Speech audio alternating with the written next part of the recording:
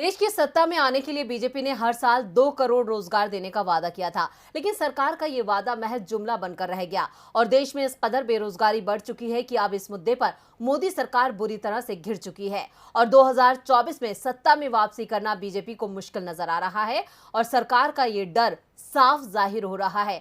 आखिर कैसे, चलिए देखते हैं इस report. Centre for monitoring Indian economy के मासिक आंकड़ों के अनुसार देश में बेरोजगारी दर 2022 में 7.6% हो गई है, जिसके चलते मोदी सरकार सिर्फ विपक्ष के ही नहीं बल्कि अपनों के भी निशाने पर आ गई है।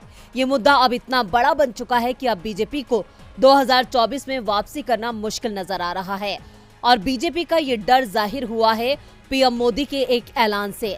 दरअसल प्रधानमंत्री नरेंद्र मोदी ने विभिन्न सरकारी विभागों और मंत्रालयों से कहा है कि वो मिशन मोड में काम करते हुए अगले 1.5 साल में 10 लाख लोगों की भर्ती करें। अब पीएम के अचानक इस ऐलान से साफ है कि बीजेपी को 2024 में हार का डर सता रहा है।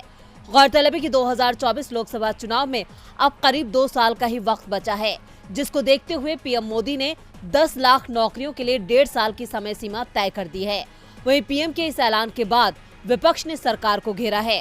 कांग्रेस ने तंज कसते हुए कहा कि 900 चूहे खाकर बिल्ली हज को चली। इतना ही नहीं, कांग्रेस ने पीएम से सवाल भी किए हैं। कांग्रेस प्रवक्ता रणदीप सिंह सुरजेवाला ने कहा कि देश में सबसे ज्यादा बेरोजगारी है और मोदी जी ने हर साल 2 करोड़ रोजगार देने का वादा किया था, यानी 8 साल में 16 करोड़ रोजगार देने थे। लेकिन अब मोदी जी कह रहे हैं कि 2024 तक केवल 10 लाख नौकरियां देंगे, तो 16 करोड़ नौकरियों का क्या हुआ? कांग्रेस के सवाल से जाहिर है कि सरकार अपने वादे पर फेल हो गई है, क्योंकि सरकार ने हर साल 2 करोड़ रोजगार देने का वादा किया था, लेकिन अब अगले आम चुनावों में अपनी हार को देखते हुए बीजेपी सरकार जनता को एक बार फिर बेवकूफ बनाने की कोशिश कर रही है, लेकिन विपक्ष सरकार को इसमें कामयाब नहीं होने देगा।